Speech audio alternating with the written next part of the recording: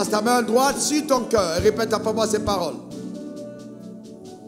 Seigneur Jésus, parle-moi par ton esprit.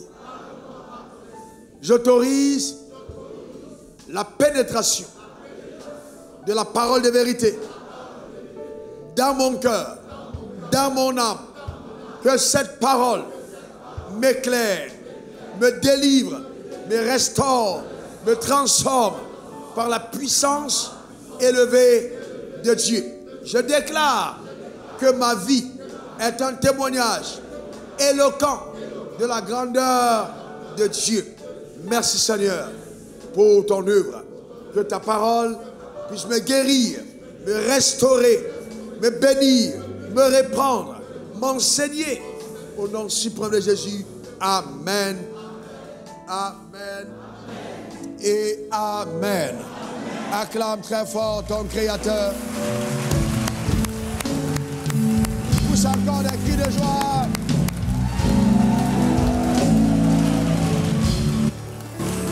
Pousse un cri de joie dans la présence de Dieu. Gloire à l'agneau. Gloire à Jésus. Alléluia. Amen. Amen. Tu peux t'asseoir dans sa glorieuse présence. Eh bien, Dieu veut parler à nos vies. Dieu veut parler à nos cœurs. Dieu veut nous instruire. Et c'est pourquoi je voudrais vous demander de prêter une grande attention à la parole que vous allez entendre. Elle va changer vos paradigmes mentaux. Elle va vous permettre d'opérer à un niveau élevé de votre marche avec Dieu. Elle va déclencher un cycle de faveur incommensurable. Et vous n'aurez plus à vous inquiéter du lendemain, car le lendemain aura soin de lui-même. Au nom suprême de Jésus, donne-moi 3 bons amen. Amen. Eh bien, le thème du message, c'est « Tu dis que tu as la foi. Qu'est-ce qui le prouve ?» Tu dis que tu as la foi. Qu'est-ce qui le prouve? Eh bien, beaucoup de personnes prétendent avoir la foi. Beaucoup de personnes religieuses, c'est-à-dire qui adhèrent à une religion, disent « j'ai la foi ». Beaucoup de personnes nées de nouveau, véritablement enfants de Dieu, fréquentant régulièrement des églises, disent « j'ai la foi ». Cependant, où sont les évidences? Qu'est-ce qui prouve? Comment pouvons-nous reconnaître que quelqu'un a effectivement la foi en Dieu? Sachant que nous définissons la foi comme étant une confiance en Dieu qui est démontrée. C'est-à-dire que la démonstration de ma confiance devient l'évidence de ma foi.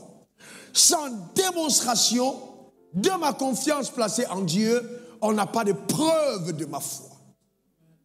Donc ma foi devra être démontrée. Cependant, cette démonstration n'est pas toujours par nos acquisitions, mais elle est premièrement par notre transformation intérieure, qui se reflète au travers de notre caractère, de notre comportement, de notre manière d'agir. En d'autres termes, la foi a un impact sur ton système de pensée et aussi sur ton attitude en société. Ton système de pensée et ton attitude en société. Hélas, aujourd'hui les gens ont galvaudé, spolié la foi et ils ont pensé que la foi, c'est le simple fait de dégager l'énergie et croire en Dieu pour quelque chose et l'obtenir. Non, la pensée positive en fait autant. Ce n'est pas de ça qu'il s'agit. Abraham, le père de la foi, n'a pas été appelé père de la foi parce qu'il a eu Isaac. L'acquisition d'Isaac était le processus de la foi, mais le sacrifice d'Isaac sur la croix était la démonstration de sa foi.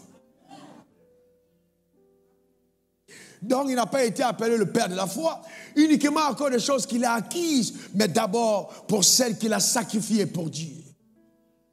Donc, nos sacrifices témoignent mieux de notre foi que nos acquisitions.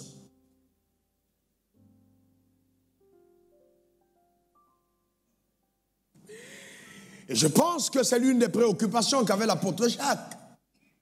Quand il écrivit sa lettre et qu'il fit mention au verset 19 de Jacques 2, tu crois qu'il y a un seul Dieu, tu fais bien. Les démons aussi croient et ils tremblent. L'apôtre Jacques ici met en évidence le fait que croire, c'est bien, mais ce n'est pas suffisant. Les démons prouvent leur foi en tremblant devant le nom de Jésus. Veux-tu savoir, ô homme vain, que la foi sans les œuvres est inutile? Est inutile. C'est-à-dire, s'il n'y a pas d'œuvre qui accompagne ta foi, c'est une foi inutile. Abraham, notre père, ne fut-il pas justifié par les œuvres lorsqu'il offrit son fils Isaac sur l'autel? Tu vois que la foi agissait avec ses œuvres et que par les œuvres, la foi fut rendue parfaite. Et ainsi s'accomplit l'écriture, ce que dit l'écriture, Abraham crut à Dieu et cela lui fut imputé à justice et il fut appelé ami de Dieu. Il fut appelé ami de Dieu. Pourquoi? Parce qu'il a collaboré au dessein de Dieu. Parce que Dieu pouvait compter sur Abraham pour la rédemption, il fut appelé ami de Dieu. Vous voyez que l'homme est justifié par les œuvres et non par la foi seulement. Rahab, la prostituée, ne fut-elle pas également justifiée par les œuvres? Une prostituée, lorsqu'elle reçut les messagers et qu'elle fut partie par un autre chemin. Rien ne me prouve que dans cette ville, il n'y avait pas un diacre, il n'y avait pas un bishop, il n'y avait pas un ancien. Mais la seule dame qui a reconnu les messagers et qui l'a gardé était une prostituée. Et Dieu l'a appelée femme de foi. Et son nom est listé sur le livre des héros de la foi. Donc le tout, ce ne sont pas les titres pompeux et faramineux que nous portons, mais c'est l'attitude que nous avons vis-à-vis de Dieu, du Dieu que nous adorons en société. Et ça, c'est vraiment fondamental. La Bible dit que le diable croit et il tremble. Vous voyez, le diable croit. Il croit qu'il y a un seul Dieu. Le diable est monothéiste. Le diable n'est pas athée. Les athées ne croient pas à l'existence de Dieu. Quand le diable regarde sur la terre, il y a les gens qui disent « je ne crois pas en Dieu », lui-même il dit « hey, vraiment, Dieu, je t'avais bien dit, tes gars que tu as créés là, ils m'étonnent. Comment quelqu'un peut douter de ton existence? Moi, je crois que tu existes. » Et même, il a davantage raison. Parce que s'il ne croit pas à l'existence de Dieu, il est en train de régner ses ambitions. Car son ambition, c'est de vouloir devenir comme Dieu. On ne peut pas devenir comme quelqu'un qui n'existe pas. Donc le déni de Dieu par le diable remettra en cause sa propre existence. Donc Satan dit, je crois en Dieu. Mais toi, est-ce que tu crois en Dieu? Est-ce que tu le crois véritablement? Lui, il tremble devant Dieu. C'est pourquoi le fou de Gadara, quand il a vu Jésus, il est venu se jeter à ses pieds. Il a commencé à adorer. Il a adoré le Jésus et il a fait une prière. Il dit non, ne nous jette pas là dans les eaux. Mais écoute, envoie-nous vers ces pourceaux là. Envoie-nous vers ces pourceaux. Et Jésus a exaucé. Il a envoyé les démons vers ces pourceaux qui sont allés se jeter dans le lac plus tard. Voyez-vous? Donc c'est très important pour nous tous de comprendre que nous pouvons venir à l'église. On se met à genoux, on lève les mains, on fait des selfies, on se couche, on se tourne partout. C'est extraordinaire. Je ne suis pas contre ça. Mais ta foi n'est pas démontrée justement par ces rituels des dimanches à l'église. Non. Ça va plus loin que ça, ta foi. Amen. Quelqu'un me donne le meilleur des amen. Quelqu'un dise encore amen. Eh bien, je voudrais ouvrir la parole de Dieu et permettre à la parole d'avoir une chirurgie dans ton âme. D'opérer véritablement à l'intérieur de toi. Te mettre face à la vérité. Et que toi-même, tu puisses justement avoir l'évidence ou pas que tu as la foi en Dieu ou que tu ne l'as pas. Matthieu 6, verset 33, il est écrit, cherchez premièrement le royaume et la justice de Dieu, alors toutes choses vous seront données par-dessus tout. Cherchez premièrement le royaume et la justice de Dieu. Quelqu'un dise royaume. Quelqu'un dise royaume. Nous cherchons le royaume quand nous sommes notre cœur bas pour l'avènement de son règne. Quand on a envie de voir le règne de Dieu établi là où nous sommes. C'est la quête du royaume. La justice de Dieu, ce sont les voies légales par lesquelles Dieu veut que nous passons, notre manière de vivre sur terre. C'est ça sa justice. Cherchez cette justice de Dieu et la Bible dit toutes choses vous seront données par-dessus tout. Voyez la raison pour laquelle beaucoup de personnes elles ne sont pas bénies par Dieu, n'ont pas une vie productive, n'ont pas une vie florissante, n'ont pas une prospère, c'est parce qu'elles ne comprennent pas, ces personnes-là, que vous voyez, la marche dans la justice de Dieu est vraiment le sentier indispensable pour l'acquisition des avoirs de Dieu. C'est important et impérieux que nous le comprenions. Quelqu'un me donne le meilleur des amens. Quelqu'un dise encore amen. Et vous voyez, un jour, les pharisiens sont venus poser la question à Jésus. Oh maître, après avoir su que Jésus avait réduit au silence, voyez-vous, en notre groupe de personnes assez zélées, maître, quel est le plus grand commandement de la loi? Quelle fut la réponse de Jésus? Matthieu 22, verset 36. Jésus répondit en leur disant ceci: tu aimeras le Seigneur ton Dieu de tout ton cœur, de toute ton âme et de toute ta pensée. Cœur, âme, pensée. Cœur, âme, pensée. Continuons. Verset 38. C'est le premier et le plus grand commandement. Alors, voici le second qui lui est semblable, c'est-à-dire les deux s'équivalent. OK? Tu aimeras ton prochain comme toi-même. Continuons au verset 40. De ces deux commandements dépendent de toute la loi, c'est-à-dire tous les commandements donnés à Moïse et les prophètes. De ces deux commandements dépendent de toute la loi et les prophètes. Donc Jésus a ramené tous les commandements de la loi à deux commandements majeurs, qui est à la loi majeure de l'amour. Aimer Dieu de tout son cœur, de toute son âme, de toute sa force, de toute sa pensée, et aimer son prochain comme soi-même. Cependant, je voudrais vous poser cette question sincère ce matin. Qui parmi vous dit « j'aime Dieu » que la personne lève la main? S'il te plaît, tu aimes Dieu. Alléluia, gloire à l'agneau. Tu aimes le Seigneur. Très bien. Mais maintenant, Dieu te dit, tu dis que tu m'aimes. Et c'est bien facile de dire que tu m'aimes. Tu ne me vois pas, ok? Et personne ne me voit, d'accord, vis-à-vis de ta relation avec moi. Maintenant, je vais te montrer comment me prouver à moi que tu m'aimes. C'est en aimant ton prochain, ton semblable comme toi-même, que tu me démontreras à moi que tu m'aimes. En d'autres termes, mon amour vis-à-vis de mon prochain devient donc le reflet, la preuve, l'évidence crédible, d'accord, que j'aime Dieu. Et c'est pour ça que l'apôtre Jean dira, si tu dis que tu aimes Dieu, que tu ne vois pas, et que tu n'aimes pas ton prochain que tu vois, puis alors, c'est pas possible, ce n'est pas vrai. Tu es juste en train de te mentir. Tu ne m'aimes pas. Mais vous voyez, on a donc des personnes qui disent j'aime Dieu. Mais regardez à l'église aujourd'hui, si le pasteur vient à l'église, il vient, et ce qui l'intéresse, c'est comment est-ce que les gens vont le bénir. Comment est-ce que les gens vont s'aimer dans sa vie? Comment est-ce que les gens vont lui donner? Et le fidèle, lui, vient aussi à l'église parce que je veux un miracle, je veux une percée, je veux un mariage, je veux un travail, je veux une élévation, je veux une protection. Voyez-vous, les gens aiment les choses de Dieu, mais pas toujours le Dieu des choses. Voyez-vous? Donc on vient à l'église pour ça. Le pianiste viendra, ah non, je ne peux plus venir parce qu'on ne m'a pas donné le transport. Donc les gens, voyez-vous, dans la quête, vous les voyez à l'église, mais chacun est dans son commerce secret. D'accord? Dans une quête personnelle. Ce n'est pas Dieu qui est la quête, mais il y a quelque chose de secret que la personne recherche dans la présence de Dieu. D'autres, parce qu'elles ont tourné dans les bars jusqu'à...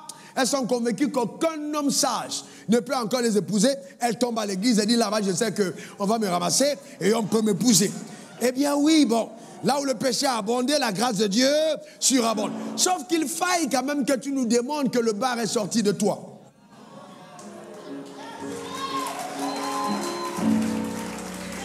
Et donc, c'est vraiment fondamental. La foi que tu as en Dieu devra avoir un impact sur ton âme. Ça va avoir un impact sur ton âme. Il y a avoir une preuve, il doit y avoir une empreinte qui est laissée dans ton âme qui prouve que tu l'as rencontré. Aujourd'hui, on n'a pas ces évidences. Vous écoutez un croyant parler, même un pasteur parler, vous vous dites, mais mon Dieu, vous êtes en train de dire ça foulaille. Tellement vous êtes impressionné. Est-ce que vous comprenez? Par les choses que vous entendez. Et on n'a pas peur de dire, je suis homme de Dieu, je suis diacre, je suis ancien, je suis... Non. Il y a une exigence qui est placée sur la personne de quiconque prétend être de Dieu.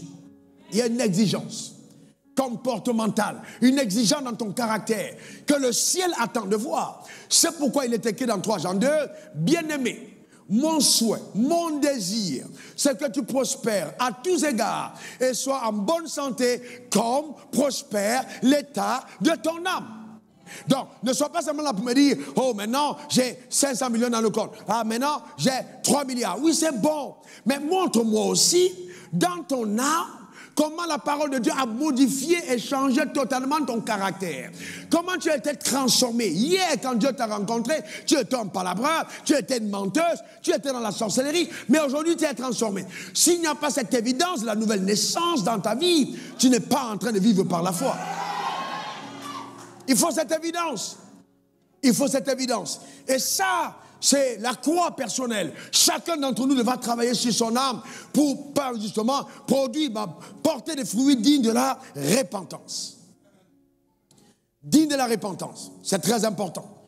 Jésus a dit, ok, ouais, vous êtes la lumière du monde. Quelqu'un dit lumière. Quelqu'un dit encore lumière. Vous êtes la lumière du monde. Et il a dit, vous recevez une puissance de Saint-Esprit survenant sur vous, vous serez mes témoins. En d'autres termes, le monde attend le témoignage de Dieu au travers de nous. Vous savez que notre comportement peut soit encourager quelqu'un à retrouver le Seigneur, soit l'éloigner même du Seigneur. Nous pouvons être une occasion de chute pour plusieurs. Et donc on aura le temps de voir justement 7 indicateurs crédibles qui démontrent que tu as la foi en Dieu. 7 indicateurs crédibles. 7 indicateurs crédibles qui démontrent que tu as la foi en Dieu. Quelqu'un me dira, mais pasteur, c'est dans mon cœur. Si c'est vraiment dans ton cœur, on le verra. D'abord, quand tu crois dans ton cœur, de ta bouche, tu vas parler. Même tes paroles, même tes actions vont démontrer et révéler ce que ton cœur est. On est d'accord? Premier indicateur crédible, voyez-vous, c'est ton amour pour les choses de Dieu. Ton amour pour les choses de Dieu. Ça, vraiment, il n'y a pas ton amour pour les choses de Dieu. Colossiens 3, verset 1. Si donc vous êtes ressuscité avec Christ, cherchez les choses en haut, où Christ est assis à la droite de Dieu. Cherchez les choses d'en haut. Ton amour pour les choses de Dieu. Quand on dit, il y a une campagne d'évangélisation. Quelle est ton attitude? On va aller à la prière. Quelle est ton attitude? Ton amour pour les choses de Dieu. Ta relation avec ta Bible à la maison. Ta Bible est remplie de poussière. Tu l'as ouverte il y a 3 mois. Ton amour pour les choses de Dieu. Ta capacité à t'enfermer. 30 minutes, 1 heure, 2 heures, 3 heures, 5 heures, à veiller dans la présence de Dieu pour prier. Ton amour pour les choses de Dieu. Le battement de ton cœur. Il y a des gens dans cette église, vous ne les connaissez pas, mais certains d'entre eux, je les connais, mais pas tous, qui aiment Dieu véritablement. Qui sont ici tôt le matin. Vous êtes assis, l'église est toujours propre, elle sent toujours bien, mais on ne paye personne pour faire ce service. Il y a des gens qui ont dédié leur vie à nettoyer la salle dans laquelle tu adores. Ne pensez pas que ces personnes, voyez-vous, ne sont pas vues par Dieu. Non, Dieu connaît leur cœur. Et vous serez surpris dans la vie de voir certains d'entre eux atteindre des dimensions insoupçonnées. Pourquoi? Parce que ces personnes ont de l'amour pour les choses de Dieu. Vous devez apprendre à aimer les choses de Dieu. Ça, c'est le premier point. Apprendre à aimer les choses de Dieu.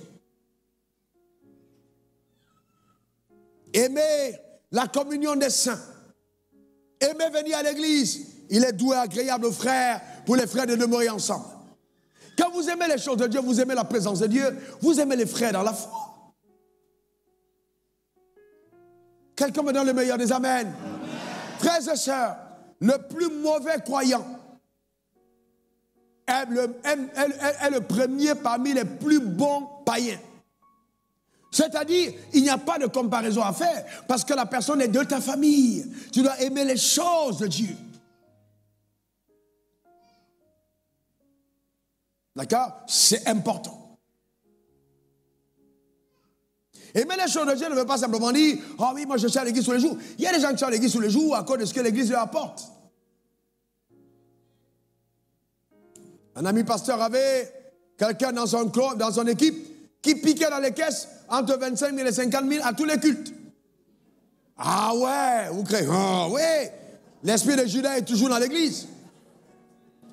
À chaque fin de culte, la personne se mettait de l'argent en poche et la personne rentrait chez elle. Ça, c'est le minimum qu'elle a pris. Et donc, Alors je vous écoute, une autre église, il y avait 4 dames qui étaient au comptage. Et les 4 dames comptaient l'argent de l'église. Et les 4 dames, quand elles atteignaient un certain montant, tout le reste, elles prenaient et elles se les partageaient. Les 4. Authentique histoire. Quelque temps après, aucune de ces dames, celles qui étaient mariées n'ont pas eu d'enfants. Celles qui n'étaient pas mariées ne sont pas mariées. Et une dame, alors, plus tard, allait voir un pasteur. Elle a demandé au pasteur, mais je ne sais pas pourquoi j'ai ce problème. Le pasteur allait prier. Le pasteur a dit, est-ce que vous étiez dans une église? Tu étais dans une église avant? Elle a dit oui. Est-ce que tu prenais l'argent dans la caisse? La dame a hésité. Et elle a dit non. Elle est partie. Vous savez, les croyants, quand on les pose la question, ils vous disent d'abord non. Elle est partie chez elle, mais ça tournait dans son cœur. Après, elle est revenue. Quand elle est revenue voir le pasteur lui a dit, les gens ont porté leur malédiction. Ils sont venus devant l'autel. Ils ont déposé pour que Dieu sanctifie. Maintenant, tout ce qu'ils ont déposé dedans, toi, quand tu as volé là, ce n'était pas sanctifié par l'autel. Tous les malheurs là sont quittés, c'est parti dans ta vie. Et c'est ça le problème. Et elle s'est repentie, cette dame, et 2 mois après, elle est tombée enceinte. Mais elle est allée demander pardon au pasteur. Parce qu'il y a des repentances qui ne se font pas en secret.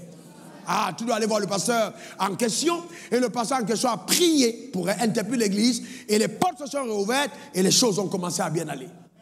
Souvent, vous voyez des gens vous demander, mais qu'est-ce qui ne va pas? Mais Dieu seul sait. Dieu seul sait. Qu'est-ce qui ne va pas? Voyez-vous, aimez les choses de Dieu. Aimez véritablement les choses de Dieu. Deuxièmement, servir les autres. Le service des autres. Servir les autres. Il n'y a rien de tel que vous voyez, Jésus a dit, Marc 10, verset 42 à 44. Marc 10, 42 à 44, Jésus les appela et leur dit, vous savez que ceux qu'on regarde comme des chefs des nations les tyrannisent et que les grands les dominent. Voilà, il fait la différence entre le leadership du monde et le leadership de l'Église. Il dit, il n'en est pas de même au milieu de vous. Mais quiconque veut être grand parmi vous, qu'il soit comment? Le serviteur de tous. Et quiconque veut être le premier parmi vous, qu'il soit l'esclave de tous. Qui veut être élevé parmi nous, qui lève la main? Eh bien, écoutez-moi très bien. Jésus dit, l'élévation passe par le désir de servir. Le drame, c'est que la mentalité francophone est une mentalité pourrie. Sérieusement, on doit, dans l'église, on doit changer beaucoup de choses. Vous voyez quelqu'un qui est là, il ne travaille pas, il vient à l'église au matin, il range les bancs, et tout dès qu'on lui donne un travail et qu'il est devenu un patron, ranger les bancs sans pour lui quelque chose d'acceptable. Non, ça peut être ton appel. Tu peux être chef d'entreprise, mais tu es appelé à ranger les bancs. Tu peux être directeur de société, mais tu laves les toilettes. Tu peux être ministre, mais ton rôle, c'est l'accueil à l'église. Et non, si c'est l'accueil, tu es ministre de l'Intérieur, mais tu as l'accueil au temple. Ça ne change rien. C'est ton appel. C'est ce à quoi tu es appelé. Imaginez un seul instant que vous entrez dans cette église et le nouveau ministre de l'Intérieur qu'on va nommer est un des diacres qui est à la porte. Et qui reste à la porte. Le jour où il peut. Et que quand les gens viennent, il fait asseoir les gens. On dit, c'est pas possible. Le ministre est en train. Imaginez le nombre de personnes qu'il y aura à l'église à cause de ce ministre à la porte. Mais ça, la mentalité francophone, non. D'ailleurs, même à l'église, non. Je ne peux plus danser comme avant. Avant, c'était toi qui étais en train de danser. Et parce que tu dansais, Dieu t'a élevé. Maintenant que Dieu t'a élevé, tu es là comme ça. Tu n'arrives plus à bouger à l'église. Amen. Parce qu'on te dit d'avoir une position, ce n'est pas... Vous voyez, il faut que tu respectes ton rang. Quel rang tu as respecté? David était un roi, il a dansé dans la présence de Dieu. Il a dansé. Est-ce que quelqu'un comprend? Amen. Alléluia. C'est normal, frère. Voyez-vous, à la maison, un leader danse devant sa femme, danse devant ses enfants. Vous devez avoir de la joie de Dieu, être content de servir, être content d'être... C'est important. Frères et sœurs, pour servir, vous devez perdre la conscience de qui vous êtes et grandir en conscience de qui il est. Si vous ne prenez pas conscience de qui il est, vous n'allez jamais servir. Servir, c'est le servir. Je ne suis pas en train de te servir, je suis en train de le servir en te servant. Donc c'est Dieu que je sers. Imaginez que Jésus était Dieu. Qui le croit, lève la main. Amen. Jésus était Dieu. Jésus n'a-t-il pas lui-même, il n'est pas descendu du ciel? N'a-t-il pas pris la forme de l'homme? Oui, Jésus n'a pas eu une tête spéciale. Il a eu la tête de l'homme. Vous devez vous identifier à ceux que vous servez. Être comme eux. Ne pas vous mettre au-dessus. Être comme ceux que vous servez. Et les aimer. Jésus a été obéissant jusqu'à la mort sur la croix. C'est pour ça que Dieu l'a souverainement élevé. Le service t'amène à l'humilité. L'humilité. L'humilité, c'est cette capacité qu'on a à déposer nos courants de succès au pied de celui qui est le maître de nos succès. Déposer nos courants de succès au pied de celui qui est maître de nos succès. Nous sommes conscients que sans lui, nous ne sommes rien. Quelqu'un m'a demandé, mais pasteur, à cette étape-là, à ce niveau où tu es, plusieurs de mes amis m'ont demandé, tu prêches toujours avec fougue, alors tu devais quand même maintenant être posé. J'ai dit, mais est-ce que quand je prêchais avec fougue hier, c'était pour que Dieu m'élève? Je prêchais pour servir. Donc même si je dois déchirer une veste, qu'est-ce que c'est une veste devant une âme qui peut être gagnée? C'est ma méthode, c'est mon style, c'est ma grâce, c'est ma façon. J'aime Dieu, je suis passionné. Quelqu'un me donne le meilleur des amens. Dis encore amen. Le service des gens. Le service, frères et sœurs. Quand je sais que je vais te servir, je m'appelle restaurateur, je suis un restaurateur. Je passe mon temps à la cuisine. Je cuisine très bien. Beaucoup d'entre vous ne le saviez pas, je vous le dis, je suis un grand cuistot. Si tu manges mes repas, c'est incroyable. Je cuisine mieux que ma femme. Je cuisine bien. Amen. Je suis un grand cuistot. Voyez. Mais cependant, vous voyez, la nourriture que je prépare n'est pas la nourriture qui t'amène aux toilettes. C'est la nourriture qui bâtit ton âme, qui construit ta vie, qui t'élève. Amen. Je suis un grand restaurateur. Donc, quand je sais que le dimanche, par exemple, au restaurant de l'Éternel, les gens viendront. Et qu'ils vont venir, que les brebis de Dieu viendront manger, le cuisinier que je suis, je vais chercher les meilleurs ingrédients. Le meilleur thon, le meilleur capitaine, le meilleur soso, le meilleur porc, le meilleur plantain. J'essaye de préparer un repas consistant parce que je sais que les convives viendront. Et je demande à toutes les personnes qui sont au restaurant d'apprêter la salle. Parce que les personnalités VIP viendront manger à la table de l'Éternel. Est-ce que quelqu'un comprend ça? Et pour moi, je sers avec engagement de cœur. Je me prive de mes nuits, je me prive de mes jours. Je sors du lit, je suis devant Dieu parce que je veux te servir. Et je vais te dire une chose, écoute-moi très bien pour toi qui m'écoutes. Je n'avais jamais pensé un jour que j'allais servir Dieu et devenir riche. Jamais. J'ai servi Dieu sans savoir que Dieu pouvait rendre riche. Un jour, Dieu m'a dit, le sang qui a été versé à la croix pour tes péchés, là, sache que le même sang peut enlever la pauvreté. C'est Dieu même qui m'a imposé la richesse. J'ai toujours aimé Dieu. J'ai toujours aimé Dieu. Je prenais les jeûnes de 3 jours, de 7 jours, parce que je veux grandir dans l'amour de Dieu. Vous savez, il y a rien. Le sujet de prière qui me passionne le plus, que les vies soient transformées, que le cœur soit impacté, que les gens changent, qu'ils soient bénis, qu'ils soient guéris, qu'ils servent Dieu. Il n'y a rien de tel. Quand je parle de ça, je suis en forme. Si vous mettez 15 virus de Covid dans mon corps, dès que je pense à vous, le virus fuit. Tellement la passion qui est en moi génère quelque chose de fort à l'intérieur. Est-ce que vous comprenez ça? Je crois tellement au service, tellement. C'est pour ça que malgré le fait, je viens à l'église. Soit vous, ces personnes parmi vous qui sont venues avec moi à l'église. C'est très rare. Je viens parmi les premières personnes, je pars parmi les dernières personnes. Donc si tu me sers et que tu dis, je veux voir la main de Dieu sur ma vie, comme sur cet homme, fais ce que je fais. Tu ne peux pas être mon assistant et toi tu fais un culte et demi, moi je fais 4 cultes. Et tu prétends que tu vas avoir ma grâce, tu ne peux pas. Il faut servir, il faut apprendre le service. Il ne faut pas regarder mon compte bancaire, regarde mon cœur. Regarde mon cœur. Se regarder mon cœur. Le service. Servir les autres. C'est important. Et je vous sers tous. Je vous serre la main. Pendant le malade ou pas. Le corps affaibli. Je suis debout. Tout le monde veut me voir, je rencontre. Je ne fais pas de discrimination. Que ce soit un jeune, que ce soit un vieux, que ce soit un riche, que ce soit un pauvre. J'ai une parole pour chacun. J'ai un message pour chacun. J'ai un encouragement pour chacun. J'ai un message. Vous savez, c'est ça, aimer Dieu. Si vous n'aimez pas les gens que vous voyez, comment pouvez-vous prétendre aimer Dieu? Certains d'entre vous m'avaient niqué, je vous ai encore embrassé. Vous m'avez trahi, je vous ai fait donner le baiser d'amour. Pour vous gagner, parce que je vous sers. Il n'y a rien de tel que ça, le service des autres. Servir C'est tout ce qu'il y a de beau. Servir les autres, frère.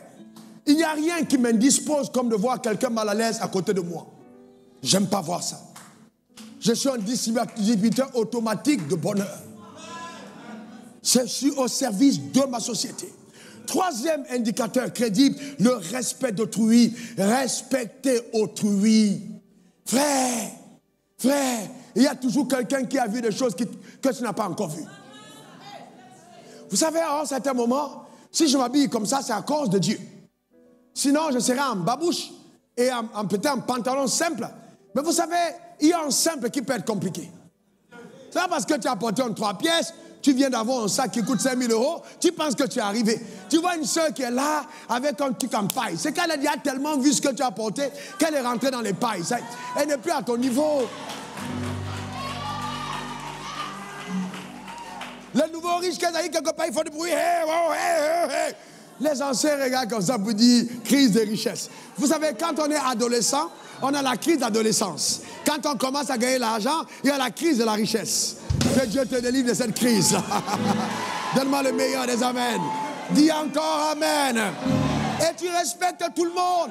Tu respectes tout le monde. Tu respectes ton chauffeur. Tu respectes ta servante. Tu respectes ton pasteur. Tu respectes ton patron. Tu respectes ton ouvrier. C'est pas parce que c'est ton ouvrier que tu as le droit de lui dire n'importe quoi.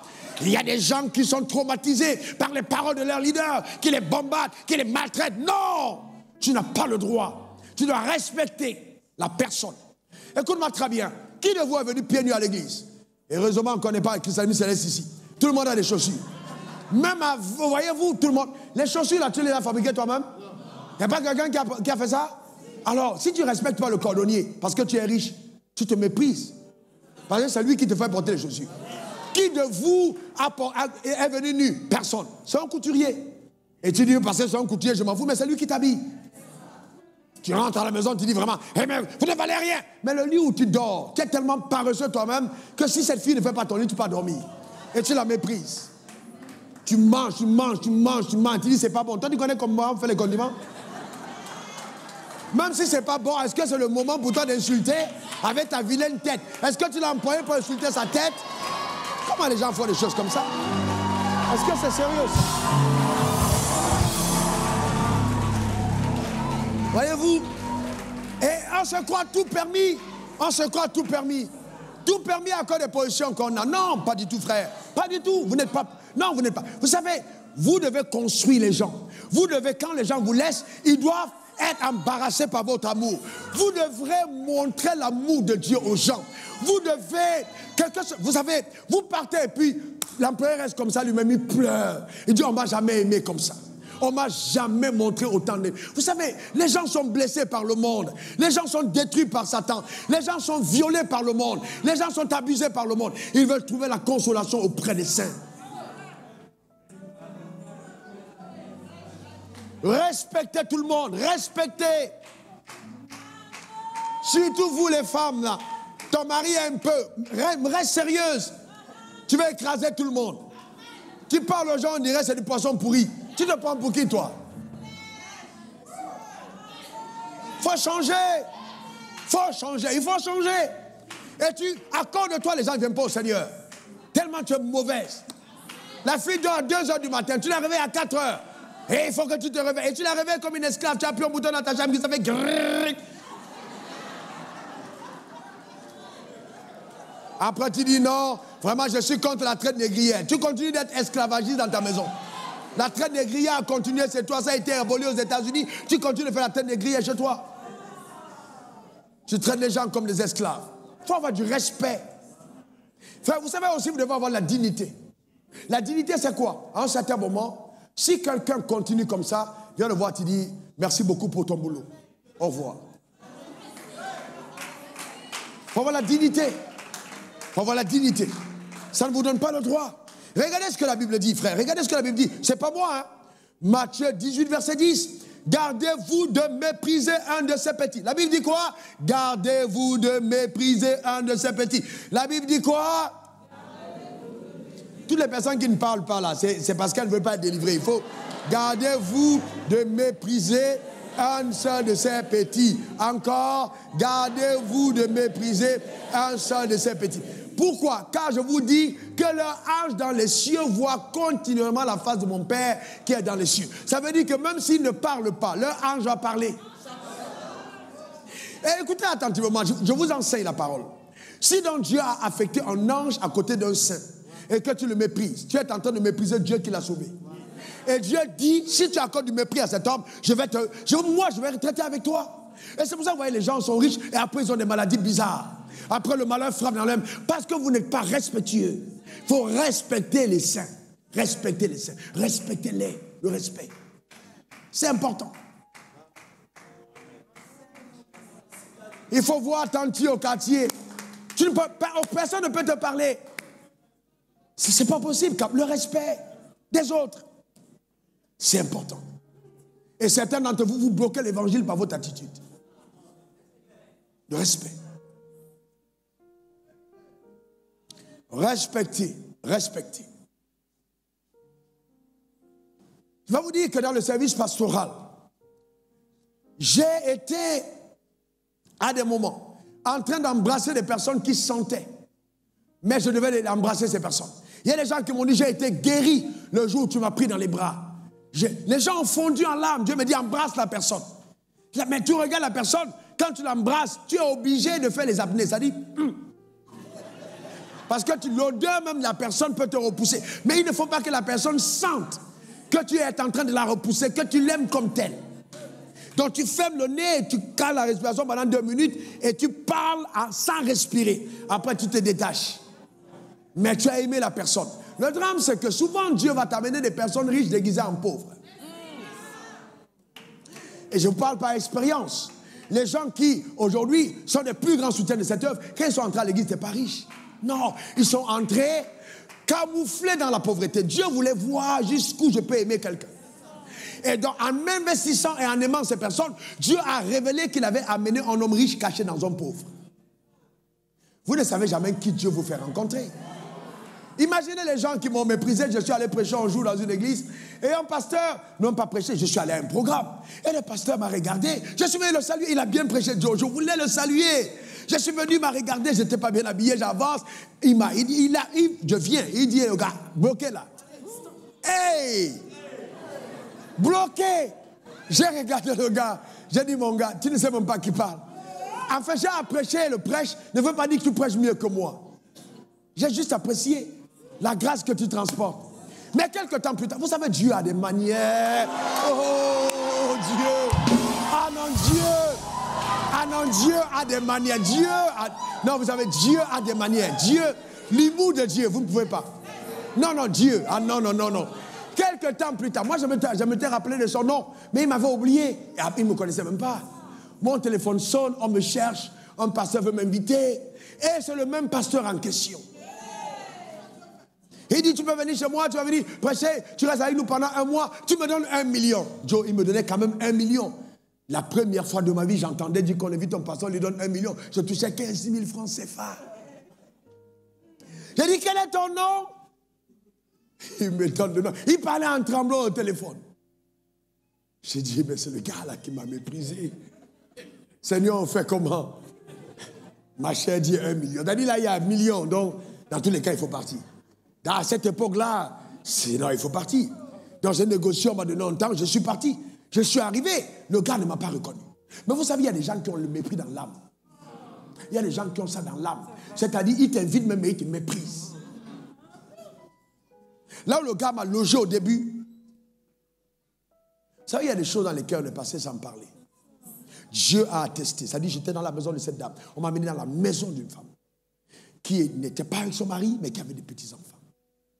Donc, vous courez le risque que la dame aille raconter que le gars m'a regardé d'une certaine manière. Donc, vous savez, on met le pasteur dans des risques compliqués. Les enfants sont dans la cour, ils sont en train de jouer. Et puis, une grosse croix se dessine au ciel. Et ils courent, ils appellent maman. Maman, viens voir. Moi, j'étais en train d'adorer dans la chambre. J'étais en train de chanter des cantiques à Dieu. La croix était allumée au ciel. La dame est toute paniquée. Elle regarde la croix sur le ciel. Maintenant, quand je sors pour manger, tout le monde tremble. Je ne comprends pas ce qui se passe. La dame vient, elle prend un paquet d'argent, près de plus d'1 million. Elle me donne, elle dit, prie pour moi. C'est-à-dire, il n'a pas reconnu quel homme de Dieu venait. Je n'avais pas l'apparence de quelqu'un qui est un grand dans le royaume. Mais il m'a logé. Mais pour terminer le témoignage, en fin d'histoire, à la fin de mon séjour, les 2 dernières semaines ont été prises en compte par le palais présidentiel. Frères et sœurs, j'étais logé dans la plus grande suite. À cet âge-là, il y avait 2 chambres de garde de corps, il y avait un petit salon, il y avait ma chambre, il y avait un autre salon privé. Et on m'a dit, c'est ta chambre, je suis entré. J'ai attendu que tout le monde parte, j'ai ouvert, ils sont tous partis. C'est là où j'ai commencé à me lâcher, j'ai crié. J'ai crié! J'ai crié! J'ai crié! J'ai crié! J'ai dit, waouh, Dieu! Vous savez, quand vous aimez Dieu, il vous donne des clins d'œil pour vous dire, même si les gens te méprisent, moi je te fais confiance, moi je t'aime, moi je suis avec toi. Extraordinaire. Ce que Dieu a fait, c'est incroyable. Ne méprisez personne. Ne méprisez personne. Peut-être que Dieu t'a donné le ministre des Finances de la Côte d'Ivoire dans ta maison comme gardien pendant qu'il est étudiant, mais tu ne sais pas. Donc Dieu voulait te mettre en contact avec lui et tu le méprises. Un journal de 20 heures, formation du nouveau gouvernement, formation, pam, hey! On a nommé, il est trop tard. Il est trop tard parce que tu es passé à côté de ce que le ciel t'a réservé. Amen. C'est pourquoi je voudrais te dire, si quelqu'un te méprise, ne te méprise pas. Amen. Tu as besoin de te mépriser. Non, ne regarde même pas ça. Celui qui te méprise a un complexe existentiel, qui se révèle par le complexe de supériorité, qui en fait en lui-même n'est qu'un complexe d'infériorité déguisé. Car personne ne peut se considérer supérieur que si dans son âme, il est inférieur. Ce n'est que l'infériorité de l'âme qui t'amène à te considérer supérieur. Souvent, 4, 5, 6 chaînes autour de ton cou, ce sont des complexes existentiels. Vous voyez des sœurs portent toutes les chaînes au cou. Après, elles disent, pasteur, prie au cou, mon cou. Tu regardes le cou, tu dis, mais enlève d'abord les chaînes. Parce que ce n'est pas un démon qui t'attaque, tu es trop chargé. Il faut décharger ton âme. Décharge-toi un peu. Ne méprise personne. Amen. Et voyez, on met quelqu'un en responsabilité. Voyez là, oui, le leader lui-même est sérieux, est calme. Toi, tu veux jouer les patrons. Ah oui, oui. Vous avez déjà vu les collaborateurs comme ça? Ah là, oui. Il ne reçoit personne. Le ministre ne reçoit personne. Et puis le ministre sort. Ah, comment vous allez? Vous êtes là pourquoi? Maintenant, la personne va vous dire. Je vais te voir, je vais te voir. Hey, mais tu voulais me voir? Il n'y a pas de souci. Entrez. Et puis la personne te dit, ah, toi aussi, tu voulais me bloquer. Amen. Amen. C'est pourquoi, quand vous servez, prenez l'ADN de votre Père. Prenez l'ADN de votre Père. Le serviteur n'est pas au-dessus de son maître, mais tout serviteur accompli sera comme son maître. Ne recherchez pas mon blé, recherchez mon cœur. C'est ce cœur qui amène le blé. C'est ce cœur qui amène l'onction. C'est ce cœur qui amène l'élévation. C'est ce cœur qui amène la distinction. Frère, je suis sérieux. Je pourrais intituler ce message « Le cœur qui attire le blé ». Amen. Peut-être c'est ce qu'il faut mettre sur Internet, comme ça tout le monde va écouter. C'est ce genre de cœur. Ensuite, point numéro 3, la culture de la loyauté. Quelqu'un dise loyauté. Non, dis encore loyauté. Vous savez, quand vous êtes loyal, vous arrivez à destination. Quand vous êtes loyal, vous ne compromettez pas votre parcours. Quand vous êtes loyal, les choses arrivent à point nommé. Mais quand vous êtes déloyal, vous atterrissez à un port non désiré. Vous court-circuitez votre histoire. Vous ensorcelez votre parcours. Vous ruinez votre marche. Vous déféquez sur votre lit. C'est ça la déloyauté. Vous commencez, c'est pas bien du tout. Allez regarder le cas d'Absalom. Absalom était un homme que David aimait. Mais Absalom était pressé. Il a voulu prendre le trône au détriment des voies légales. Son père était encore vivant. Mais il a voulu se lever contre son propre père.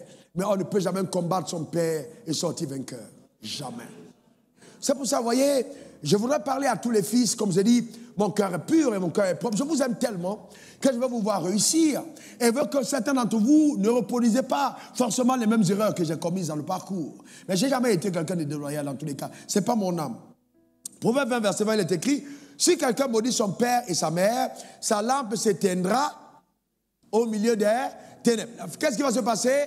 Sa lampe va faire quoi? S'éteindre. Elle va faire quoi? Ça veut dire que la personne était allumée. Mais c'est au milieu des ténèbres. Au moment où elle a vraiment besoin de lumière, que subitement, paf, voyez-vous, sa lampe s'éteint. Donc vous n'avez pas encore vu des personnes qui avaient un bon futur, mais à cause de la déloyauté, les personnes chavirent. Et ça, je vais vous dire une chose, la déloyauté peut ruiner ta vie. Il faut faire attention. Il faut faire très attention. J'ai vu un collaborateur qui a eu envie de reprendre, de quitter l'église. Parce que je l'ai repris.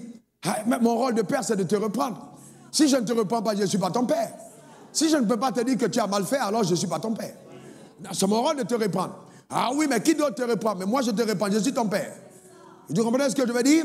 Si le père est rentré tard à la maison le soir, et que le fils ne peut pas dire au père, père, tu étais où? Parce que le père a des responsabilités qui l'amènent peut-être à rentrer tard. Mais si le fils rentre tard, le père peut lui demander où tu étais.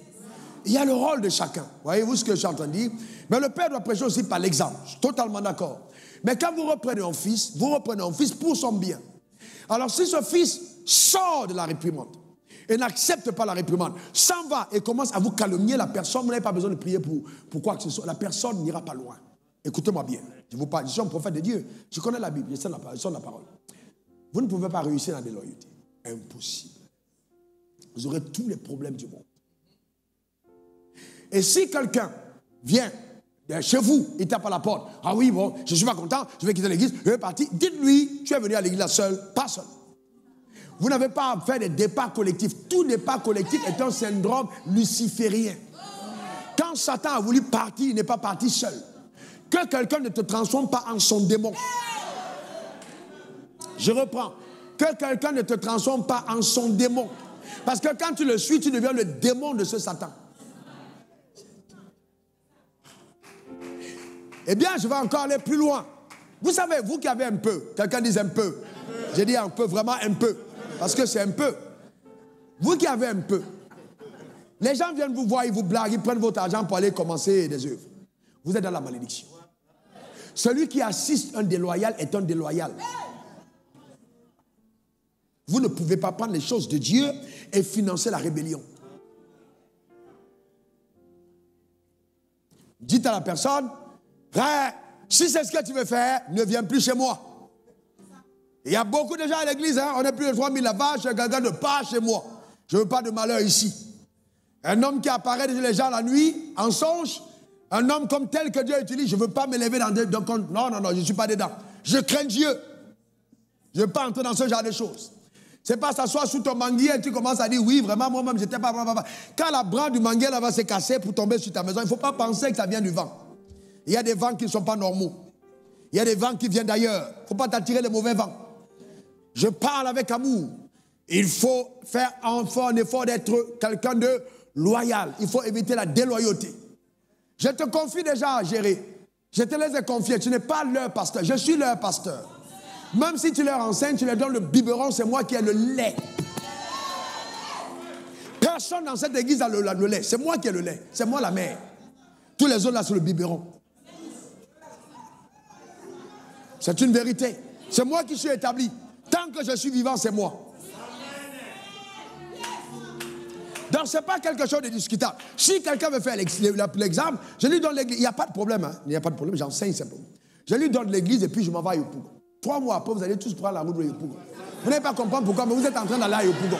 Il y a quelque chose qui vous active. On dit, mais qu'est-ce qui se passe à Yopougon? On dit, non, on va à Yopougon. Parce qu'il y a quelque chose qui a été mis en vous instinctivement qui vous amène vers. Est-ce que vous comprenez? C'est important.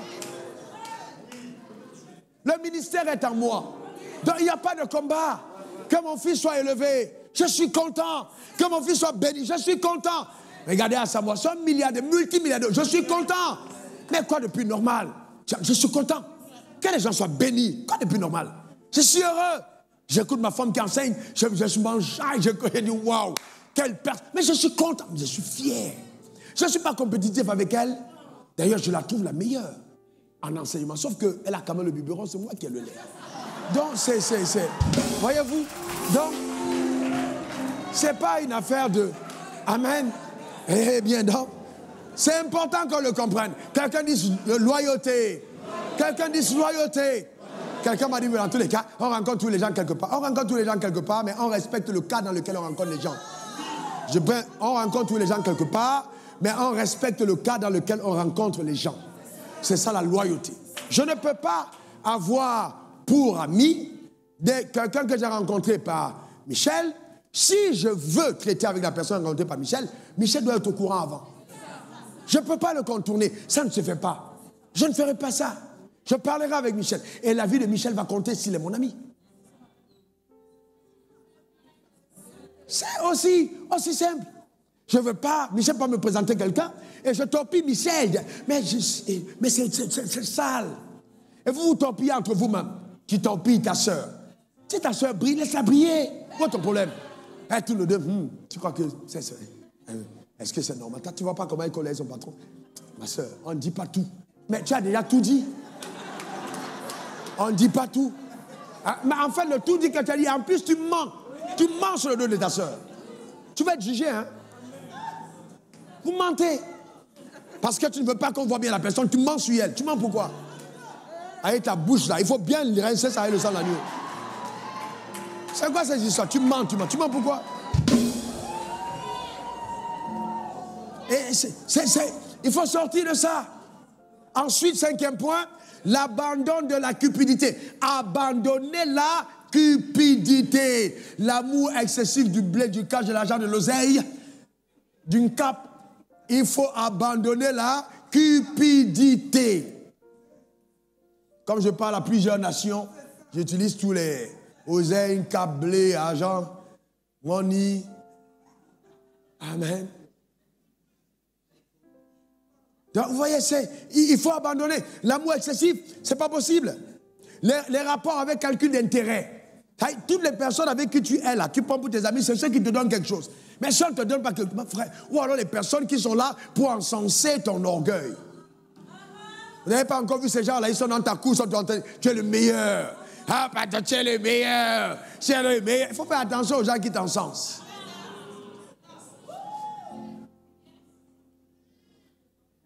Je connais un pasteur qui était comme ça. Il est allé même plus loin. Quand je suis allé prêcher, je l'aimais beaucoup. Il a même fait une chanson. Hey papa wafo, hey papa wafo. Papa, papa wafo est arrivé. Papa wafo, acclamé papa wafo. Hey papa wafo, hey papa wafo. Acclamé papa wafo. Hey papa wafo. Il a chanté. Mais déjà, le gars, il me visait. Il voulait ma lettre. Il voulait que j'écrive pour qu'on l'envoie aux États-Unis. Mais il a bien joué son jeu. J'avais vu le dos du nageur. Mais il nageait bien. Il nageait bien. Je dis, je vais t'aider à aller. Vous savez, il y a des gens qui veulent atteindre un objectif, mais ils jouent bien leur rôle. Toi-même, tu es content. Tu as dit, le gars, il joue bien son rôle. Mais tu es content de l'aider. Amen. C'est important. Aujourd'hui, il est aux États-Unis. Ah, mais il est parti, j'ai recommandé, on lui a donné le visa, il est parti. Il avait bien joué son rôle.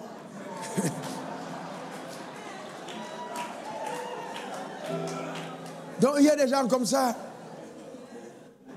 Et vous savez, moi, dans ma vie, je n'ai jamais eu des relations d'intérêt par calcul. Jamais. Il y a des gens, Dieu envoie et Dieu me dit, prends soin de la personne, veille sur cette personne. Dieu me donne des instructions. J'ai jamais. Alors, demandez à ma femme, jamais. Je suis très mal à l'aise quand je suis dans une relation où on me donne. Je vais toujours chercher un moyen de donner. Je n'aime pas. La Bible dit qu'il n'y a plus de plaisir à donner qu'à recevoir. Donc, je ne veux pas être là tout le temps. Et puis, tout le temps, toi qui me fais des cadeaux. À un certain moment, ça va m'embarrasser. Ça m'embarrasse. J'ai un ami qui a un beau restaurant, mais tout le temps, je vais payer. Bon, à la fin, je ne vais plus partir au restaurant. Ou alors, quand je vais au restaurant, je trouve un moyen de tourner, de remettre l'argent donné, ou alors un cadeau pour ton enfant, un cadeau pour ta maman, parce que je n'aime pas recevoir simplement. Et il n'y a plus de plaisir à donner qu'à recevoir. Mais il y a des gens, c'est incroyable. Ça dit recevoir, recevoir, recevoir, recevoir. Et le jour où ils n'ont pas reçu, il faut voir leur visage. S'ils sont contents, il y a eu un cadeau. Il y a des femmes comme ça dans les ménages.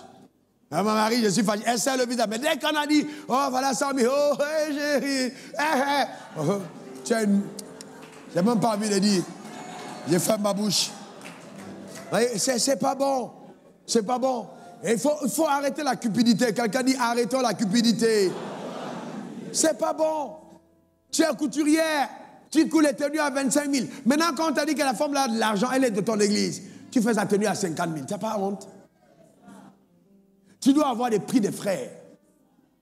Quelqu'un vient de te dire, tu aimes la foi? Ok, je te fais un prix. Parce qu'on est de la même famille.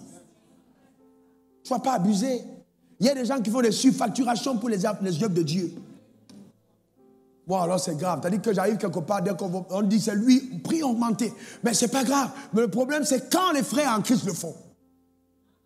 Je suis dégoûté. Et les gens pensent que je ne sais pas. Je suis un homme de Dieu, je sais. Ça dégoûte, mais bon. J'ai dit, Dieu, bon, si c'est tout ce que la personne veut prendre, il n'y a pas de problème. Pour moi, tu as pris ton héritage. Donc ça veut dire que même mon onction là, tu n'as pas part à ça. Tu n'es pas dit, ça ne te touche pas. Parce que tu as pris. Voyez-vous, c'est important. Quand on parle d'honorer, honorer. Savoir traiter avec hauteur, avec un cœur engagé. La cupidité est la manifestation visible de l'esprit de pauvreté. Il n'y a que les gens pauvres dans leur esprit qui sont cupides. La cupidité est la manifestation visible de l'esprit de pauvreté. Faites attention. Et tu es plombier à l'église. Le frère vient te donner un travail. Il te paye. Tu exiges qu'il te paye avant. C'est normal, ton boulot, il te paye. Maintenant, tu commences le travail en route, il t'appelle, tu te fâches. Pourquoi il t'appelle? Tu me déranges pourquoi? Mais tu es plombier. Il t'a payé pour être plombier. Tu n'as pas terminé son travail. Maintenant, il t'appelle, tu ne prends pas le téléphone. C'est quelle attitude, ça? C'est incroyable. Il y a des attitudes qui sont indignes du royaume. Indignes. Mais frère, est-ce que vous pensez que quelqu'un qui se comporte comme ça, Dieu peut le bénir? C'est pas possible. Non, c'est indigne. Imaginons que ma fille a son cabinet de conseil et que quelqu'un vient payer pour le conseil. Maintenant qu'il revient pour le conseil, tu te fâches. Mais quand tu as pris son argent, tu ne t'es pas fâché. Mais c'était pour les conseils. Donne-lui ses conseils. Et même, je vais plus loin. Toi, tu es pasteur. Les gens viennent te donner sa dîme. Tu as pris sa dîme. Maintenant, il t'appelle pour la prière. Tu dis, il te dérange. Pourquoi tu as pris sa dîme? Voyez-vous, c'est très important qu'on le comprenne. Il faut qu'on combatte cet esprit de cupidité. La cupidité, c'est important. Et ne soyez pas en compétition avec les autres. Ce n'est pas bon. Et apprenez aussi à sacrifier pour la cause du royaume. Point 6. Sacrifier pour la cause du royaume. Abraham s'est privé de son fils. Il a donné son fils à l'autel. Rahab a accueilli les espions. Elle a risqué sa vie dans la ville. On pouvait la tuer. On les cherchait. Elle a dit non, c'est des hommes de Dieu, je vais les cacher. Une prostituée. Où étaient les bishops? Où étaient les pasteurs? Où étaient les évêques? Où étaient les diacres? Personne ne voulait prendre le risque, mais elle a pris le risque. Et Dieu l'a béni. Dieu l'a béni. Les risques que vous prenez pour Dieu. Il faut apprendre à prendre des risques pour Dieu. Vous tenir pour le royaume. Sacrifier pour la cause de Dieu. Dieu ne va jamais oublier vos efforts. Jamais de la vie. Il faut montrer de l'amour. Montre de l'amour envers les choses de Dieu. Montre de l'amour, sacrifie pour les saints. Hébreux 10, verset 6. Car Dieu n'est pas injuste. Vous oubliez votre travail. Je déclare sur ta vie que Dieu n'oubliera pas ton travail. Ta manière de dire amen m'embête. Dieu n'oubliera pas ton travail. Dis encore amen. Et l'amour que vous avez montré pour son nom, ayant rendu et rendant encore des services aux saints. Amen. Il me vient à l'esprit tout de suite par le Saint-Esprit 2 témoignages. Le premier, c'est que quand on était à Sierra Leone, ma femme, alors à cette époque-là, on faisait la formation missionnaire. Nous sommes allés dans un village évangélisé et nous étions un groupe de 7 personnes qu'on avait envoyées. Je crois que 7. Et dans le groupe, on devait traverser par le village. Il avait plu. Donc, il y a eu un endroit où il y avait de l'eau jusqu'à ce niveau. Alors, on devait faire. Qu'est-ce qu'on fait? Est-ce qu'on recule ou on part? On s'est tenu au bord du rivage, on a prié, on a dit on avance. On est entré dans l'eau, on a levé les chaussures. On a marché dans l'eau pendant près de 200 mètres pour aller de l'autre côté pour entrer dans le village. Prêcher l'évangile. et revenir par la même rigole qui avait baissé et rentrer à la maison. Mais on était heureux de ce que les gens ont entendu parler de Jésus. Voilà ce genre de choses que Dieu aime. Mais je suis sûr que les choses qui m'arrivent aujourd'hui, c'est la conséquence de tous ces efforts. Le deuxième témoignage, je prends 3 jours de jeûne. Et 3 jours de jeûne à sec, sans manger ni boire. Le 3e jour, Dieu me donne le nom d'une dame que je connaissais à l'école biblique. Il m'indique où la femme habite. Oh, que le Saint-Esprit nous donne d'avoir une relation avec lui. Il n'y avait pas de portable à l'époque. Ce n'est pas un client numéro de téléphone. Il me dit, elle habite à telle rue, à tel quartier. Je suis parti au quartier, à la rue de la dame. J'ai trouvé la maison de la dame comme le Seigneur m'a montré. J'ai cogné à la porte de la dame a ouvert la porte. Par le Seigneur, en jeûne. Vous devez aimer vivre la Bible. Et j'ai commencé à lui parler de l'évangile parce qu'elle avait un problème avec la cigarette. Ce jour, elle a été délivrée. Et je suis rentré à pied, en plein jeûne, en chantant des cantiques. Mais vous pensez que Dieu oublie ça? Non. Vous pouvez oublier, Dieu n'oublie pas. C'est comptabilisé au ciel comme des sacrifices consentis pour Dieu. Et Dieu, au temps convenable, il vous récompensera. J'appelle sur la vie de quelqu'un la récompense en haut, dans le nom suprême de Jésus. Oh, ta manière de dire Amen m'embête. Dis encore Amen. C'est comme cette dame notaire que je connais par une de mes filles avocates qui me dit, ok, pour la transaction là, on va appeler tel notaire. Je vais voir le notaire, c'est le pasteur Wafo. Eh bien, première transaction, non, tu ne paies rien, tu es pasteur. Deuxième transaction, tu ne paies rien, parce que à un certain moment, ça m'embarrasse. J'appelle, je dis, mais que faire? Je suis embarrassé, je peux payer. Non, je ne prendrai pas un centime, parce que tu es pasteur. Ah, si c'était toi, je suis sûr. Ah non, je sais que le pasteur va faire l'argent. Si on paie 15 000, toi, tu vas payer 150 000. Mais en agissant de la sorte, comment est-ce que tu t'en sors dans la vie? Les 150 000, là même, le ciel combat ça.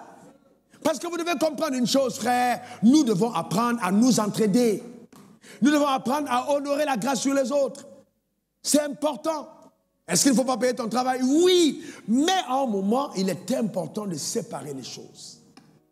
L'amour, c'est plus important que l'argent. Et donc, la cupidité va te faire passer à côté de belles histoires. Il faut l'écrire. Parce que si tu es moins de cupidité envers un client qui est venu et qui t'a payé 500 000, ce client-là était le prophète de celui qui allait venir avec 5 milliards. Parce que c'était le neveu ou la nièce du milliardaire. Dieu l'a envoyé pour tester. Mais comme tu as mal agi, il ne va jamais envoyer son oncle chez toi. Après, tu vas te demander, mais pourquoi est-ce que mes affaires ne marchent pas? Parce que quand quelqu'un vient chez toi, c'est une expérience amère. Il ne revient plus jamais. Tu es toujours en quête de nouvelles personnes. Parce que ta réputation est détruite par ton caractère. Et ce n'est pas bien. Et là, c'est le problème que beaucoup d'entre nous avons dans la maison de Dieu. Mais les mondains, souvent, sont différents. Les sages femmes égyptiennes ont craint l'ordre du roi. Elles ont refusé de faire mourir les premiers-nés des enfants d'Israël. Et quand le roi a demandé, ils disent, non, Seigneur, notre roi, écoute, ces femmes-là sont vigoureuses. Elles ont accouché avant qu'on arrive. C'était un mensonge. Mais la Bible dit que Dieu les a bénis d'avoir menti pour la cause de Dieu. Au verset 18 d'Exode 1, verset 21, la Bible dit, parce que les sages femmes avaient eu la crainte de Dieu, Dieu a fait prospérer leur maison. Donc la crainte de Dieu va amener la prospérité dans ta maison. Crains Dieu, la prospérité t'accompagnera dans ta maison. Reçois-la dans ta maison. Oh, ta manière de dire Amen m'embête. Reçois-la, dis encore Amen. Et à la fin, écoute-moi bien, il faut savoir pardonner aux autres. Pardonnez. Colossiens 3:13, Matthieu 6:12. Pardonnez. 1 Jean 4, 20, 21. Je vous donne les références. Colossiens 3:13, Matthieu 6:12. Et puis 1 Jean 4, 20, 21. Si quelqu'un dit qu'il aime Dieu et qu'il haït son frère, c'est un menteur. Car celui qui n'aime pas son frère qu'il voit, comment peut-il aimer Dieu qu'il ne voit pas? Et nous avons en lui ce commandement que celui qui aime Dieu aime aussi son frère. Colossiens 3,13, supporter, supporter, supporter, supporter. C'est-à-dire, par ta force, porte les faiblesses de ton frère. Supporter, supporter, supporter. J'ai des gens qui m'ont arnaqué, j'ai des gens qui m'ont trompé, mais bon, c'est pas grave, je pardonne. J'ai des gens qui ont médit, je pardonne. Un enfant de Dieu doit apprendre à pardonner. Vous voyez, l'amour est le lien de la perfection. Ne te trompe pas. Les gens que tu côtoieras ne seront pas parfaits. Et tu ne dois pas agir envers les gens en fonction du mal qu'ils t'ont fait, mais en fonction du bien que tu incarnes. Donc le bien en toi doit dominer sur le mal. Et donc parce que toi tu es bien, alors tu pardonnes. Tu pardonnes. Mais pardonner ne veut pas dire que tu oublies. Non. Si tu m'as niqué dans une affaire, je te pardonne, mais la prochaine affaire, je ne mets pas ça entre tes mains. Jusqu'à ce que j'ai la preuve que tu t'es repenti. Voyez-vous? Nous pardonnons, mais on n'oublie pas. On tire des leçons de ce qui s'est passé. Voyez-vous? Donc, à partir de là, je fais attention. Si j'ai traité une affaire avec toi, et que Dieu va me donner 50%, et que tu as tout mangé et tu m'as donné 10%, la prochaine fois qu'il va traiter une affaire, c'est toi, bah, et toi? Et toi, tu vas manger mon blé. Donc, du coup, je traite avec quelqu'un qui va pouvoir tenir ses engagements. Mais c'est ton problème, voyez-vous. On va rigoler, mais on n'a plus d'affaires. Alors qu'en fait, la première affaire, là, c'était que les prémices. Quand j'ai commencé à traiter avec mon fils, premier que je le dise, on a une petite affaire, 20 millions. Maintenant, on parle des choses, des chiffres qui peuvent te rendre chauve. Donc, vous voyez, c'est juste important. C'est juste important de comprendre que ces choses-là, c'est ce qui prouve que je crois en Dieu. Et donc, quand j'agis de la sorte, c'est à cause de Dieu que j'agis de la sorte. Même si je souffre parce que j'aime Dieu. Alors, je supporte ton frère et je pardonne parce que j'aime celui qui m'a envoyé vers lui. À partir de ce moment, le ciel te récompensera. Que Dieu bénisse ton âme, que Dieu bénisse ta vie, que sa grâce se multiplie et s'intensifie en toi et par toi, au nom suprême de Jésus. Élève ta voix vers le Seigneur, acclame-le, acclame-le, acclame-le. Partout où tu es sur la terre, vous des cris de joie dans sa présence. Merci Seigneur. Dieu t'a sûrement parlé. Dieu t'a sûrement parlé. Baisse ta tête, s'il te plaît, debout. Et puis prie le Seigneur. Il faut t'ajuster. Il faut régler certaines choses. Il faut vraiment régler certaines choses. Prie le Seigneur. Prie vraiment le Seigneur. La Bible dit, c'est en croyant du cœur qu'on parvient à la justice. Que ton cœur soit transformé de l'intérieur, visité de l'intérieur, changé par la puissance souveraine de Dieu. Prie de tout ton cœur. Prie de toute ton âme et invoque le Seigneur. Invoque-le d'un cœur pur. Demande l'intervention surnaturelle de Dieu. Prends des résolutions nouvelles. Déclare que la déloyauté ne passera pas par toi. La cupidité n'est pas ta portion. Prie le Seigneur que tu vas davantage aimer les choses de Dieu, que tu pourras rendre des services aux saints, que tu ne seras pas toujours dans le calcul, tu ne seras pas toujours en train de demander, en train de vouloir tirer les intérêts des relations, mais que tu sauras aussi donner, t'investir, sacrifier. Oui, évalue tes rapports avec les autres, évalue et regarde si tu apportes, si tu donnes, et prends la résolution de changer, d'être de ceux qui s'investissent aussi dans leur relation avec les autres, pour la gloire de Dieu, au nom suprême de Jésus. Amen, amen et amen. Que Dieu te bénisse abondamment.